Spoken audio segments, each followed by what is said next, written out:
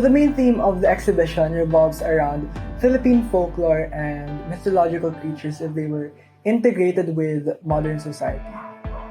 Since my group already had a background story laid out and a concept for each character, all I needed to do was make a design that fit my description.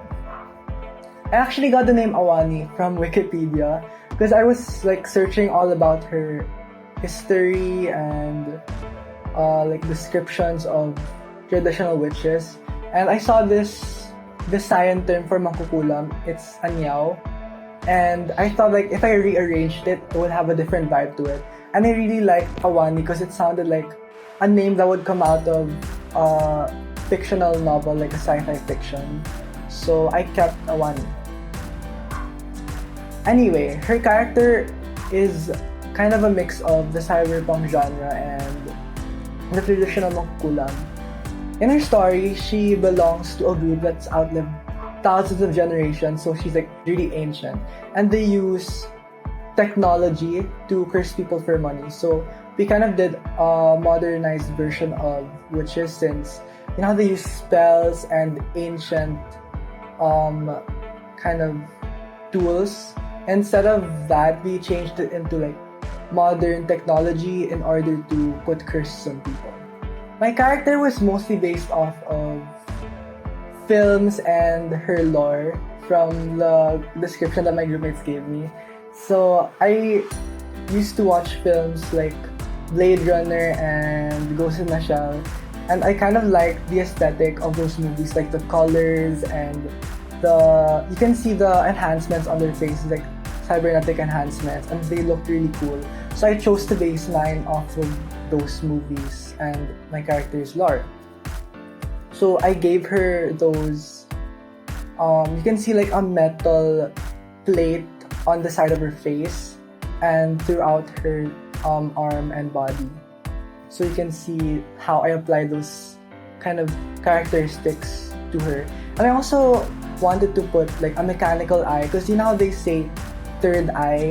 I thought of giving her a third eye, but with a twist. It's a mechanical eye. If you zoom in, you can see that the eye isn't actually natural. It was more of implanted into her kind of head. So that's my concept for the character. For the background, I put her in a setting where it's a bar basically. Since parties are common in this genre, I decided to put her outside of a bar where it's the lights are dim and neon, and it's kind of sketchy, she's doing some shady business. And most of the characters that our group had, they were either outside or inside a bar. So I decided to make mine literally the outside of a bar. So yeah. The rest of her features were just inspired by those superstitions or stereotypical items that a witch would carry. So right, you would see you would hear that witches carry crystals, or they wear this, they look like that. I just based mine off of that.